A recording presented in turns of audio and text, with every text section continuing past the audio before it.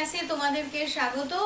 আমরা আলোচনা চলছে আমাদের বোরের তত্ত্বের প্রয়োগ, applications of Bohr's model, atomic model.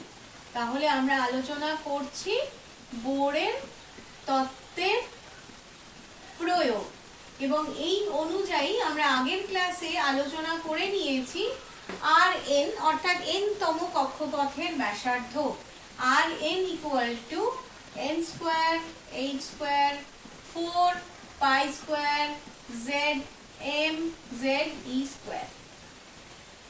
R n অর্থাৎ n তম কক্ষপথের ব্যাসার্ধ, এখানে n একটা ইন্টিজার, n এর মান 1 2 3 dot dot dot. n equal to 1 হলে আর 1 অর্থাৎ প্রথম কক্ষপথের ব্যাসার্ধ, 2 হলে দ্বিতীয় কক্ষপথের ব্যাসার্ধ। সব আগের ভিডিওতে তোমরা পেয়ে যাবে। h প্ল্যাঙ্কের ধ্রুবক, প্ল্যাঙ্কের কনস্ট্যান্ট,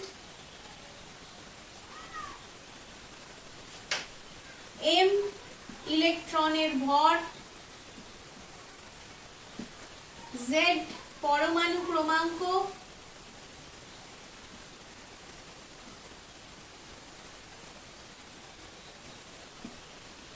e ইলেকট্রনের আধান, E ফর ইলেকট্রন, ইলেকট্রনের আধান।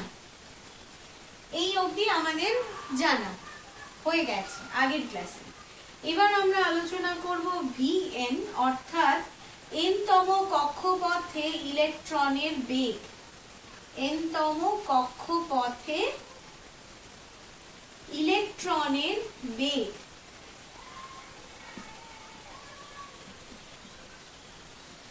কিভাবে নির্ণয় করব? mvr equal to nh by 2 pi. এখানে আমি r এর মান বসাবো, এখানে vn r এর vn অর্থাৎ n তম কক্ষপথের বেগ।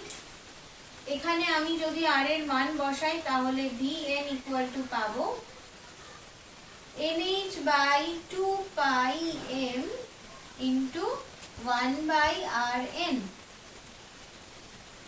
এখান থেকে মানটা বসাচ্ছি, বসালে আমরা পাচ্ছি nh by 2 pi m into 4 pi square m z e square by n square h square.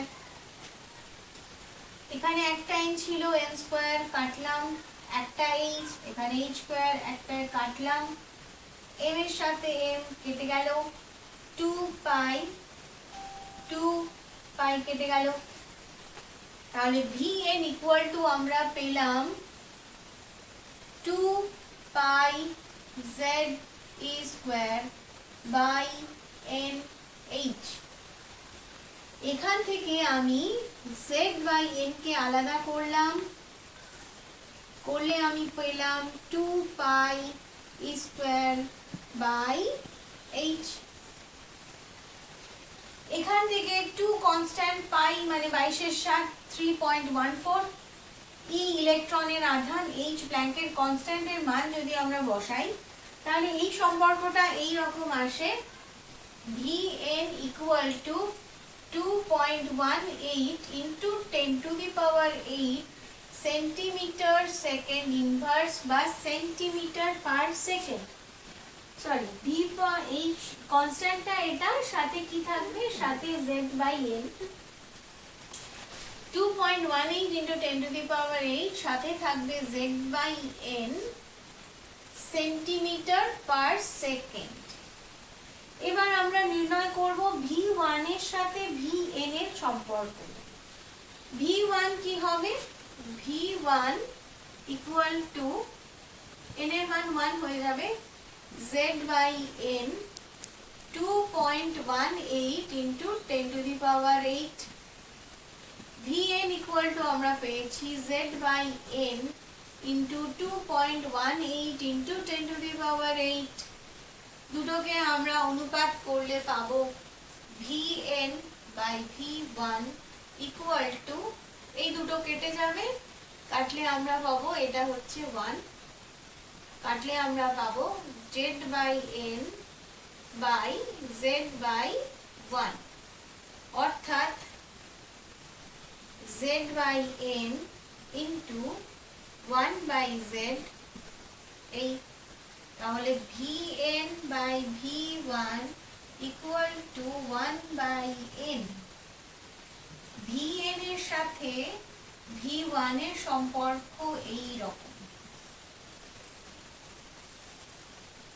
এবার আমরা আলোচনা করব ইলেকট্রনের শক্তি। ইলেকট্রনের শক্তি n তম কক্ষপথে। n তম কক্ষপথে ইলেকট্রনের শক্তি কি হবে? নিউক্লিয়াসের আধান Ze+।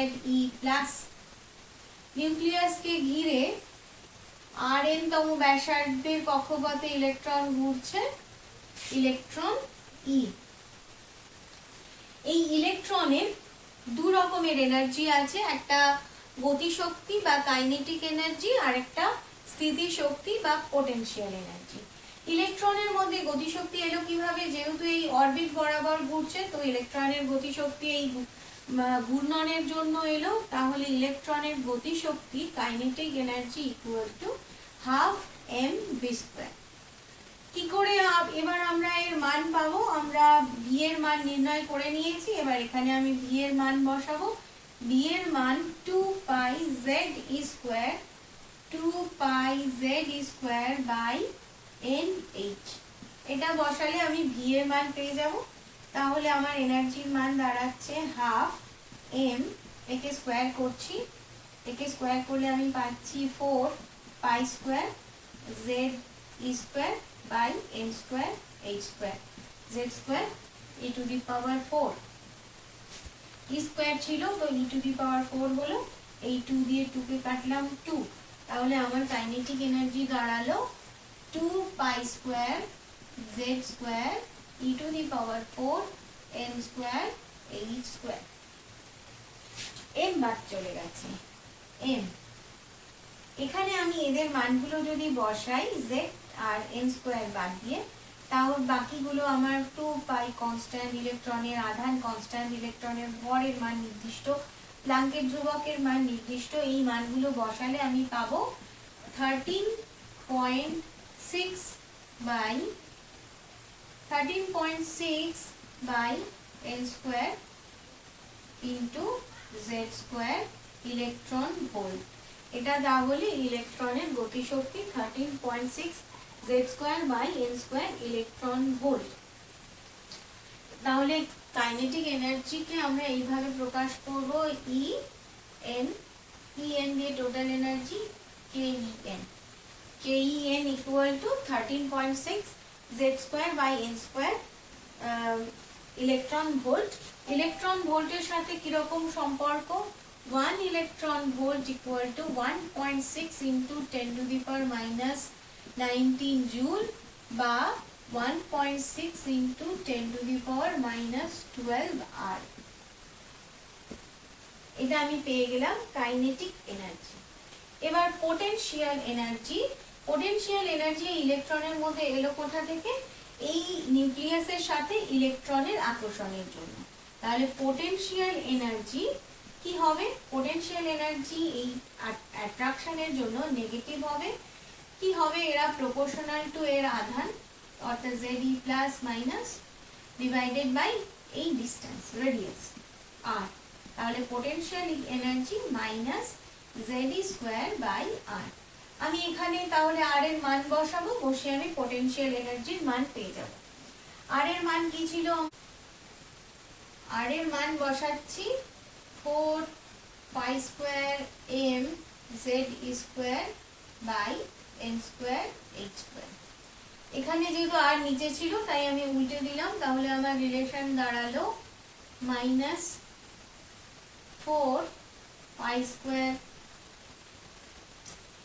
m z² e to the power 4 n² h²। Potential energy এটা পেলাম। কাইনেটিক এনার্জি আমরা পেয়েছিলাম 2 pi square m z² e to the power 4 by n² h²।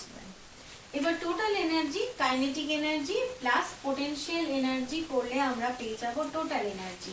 তো একে আমরা যদি প্লাস করি তাহলে কি পাবো?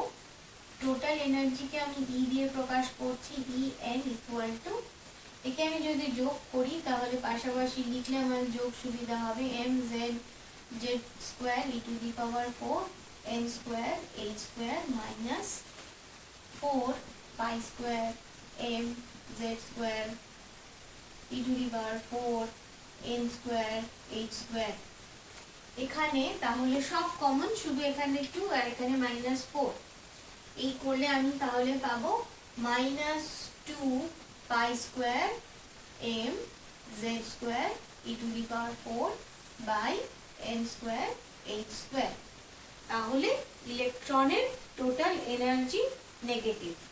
আরেক রকম ভাবে আমরা টোটাল এনার্জি নির্ণয় করতে পারবো, সেটা হচ্ছে kinetic energy plus potential energy equal to total energy অর্থাৎ E. Kinetic energy half M V square, potential energy minus Z square by R.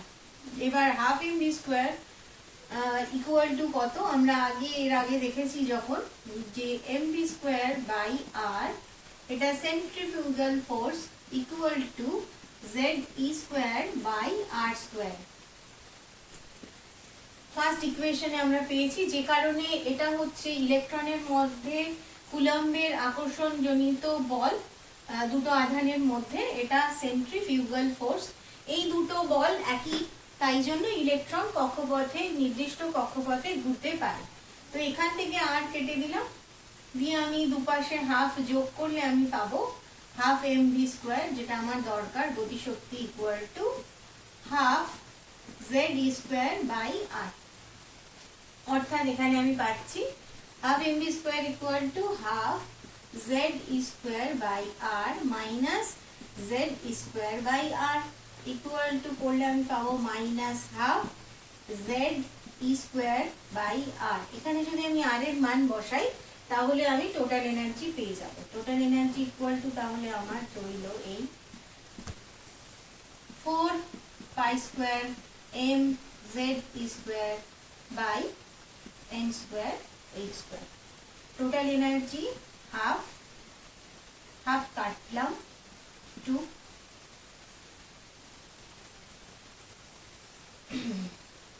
2 pi square Z square E to the power 4 M by N square H square.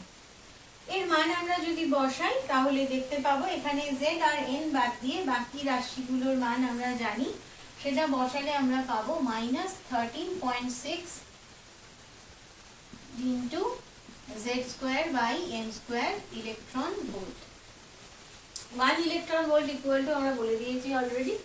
তাহলে এই আমার relation E N, এইভাবেও আমরা E N নির্ণয় করতে পারি, অর্থাৎ N তম কক্ষপথে ইলেকট্রনের শক্তি নির্ণয় করতে পারি। এখানে একটা ব্যাপার, এই ঋণাত্মক চিহ্নের একটা তাৎপর্য আছে, সেটা হচ্ছে নিউক্লিয়াস থেকে যত দূরে যাওয়া যাবে তত ইলেকট্রনের শক্তি বাড়তে থাকবে। যত নিউক্লিয়াসের কাছাকাছি কক্ষে ইলেকট্রন থাকবে তার শক্তি তত কম, যত ইলেকট্রনের দূরত্ব নিউক্লিয়াস থেকে বাড়তে থাকবে তত তার শক্তি বাড়তে থাকবে। আচ্ছা, আরেকটা সম্পর্ক এবার আমরা দেখব, ই এন, এটা ই এন এর সাথে ই ওয়ান, ই এন পেয়ে গেছি, ই এন আবার লিখে নিই, E N equal to 13.6 into Z square by N square electron volt. E এ one equal to 13.6 Z square by 1। একে আমি যদি ডিভাইড করি তাহলে E N by E one equal to Z N square by 1 by Z equal to, তাহলে পাচ্ছি 1 by N square.